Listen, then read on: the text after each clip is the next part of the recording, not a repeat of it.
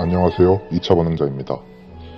이 영상은 미 국방보건국 DHA가 제작한 Practical Compatibility Care All Service Member 과정 교육자료에 포함된 영상을 번역한 것입니다. 원 저작권은 모두 DHA에 있습니다. 저는 의료전문번역가가 아니며 번역 내용에 오류가 있을 수 있습니다.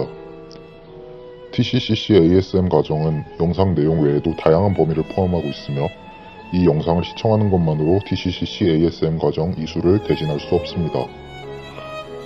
응급처치는 전문 강사에게 교육받아야 하며 이 영상은 술기에 대한 단순 참고용으로만 사용하시길 권고드립니다.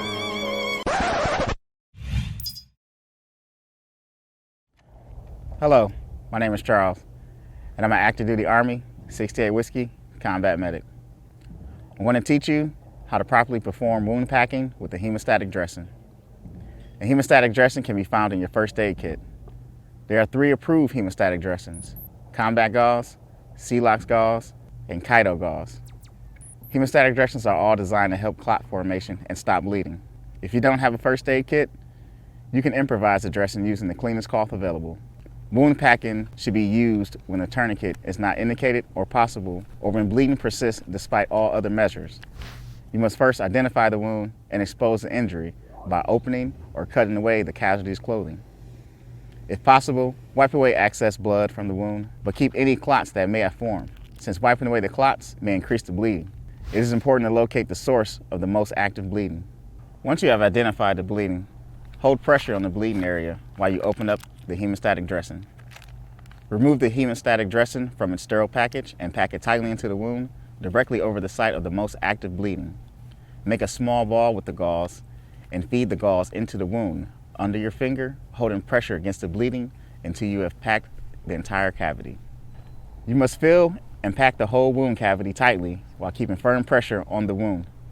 More than one gauze may be required to stop the bleeding. If there is a penetrating object lodged into the casualty's body, bandage it in place.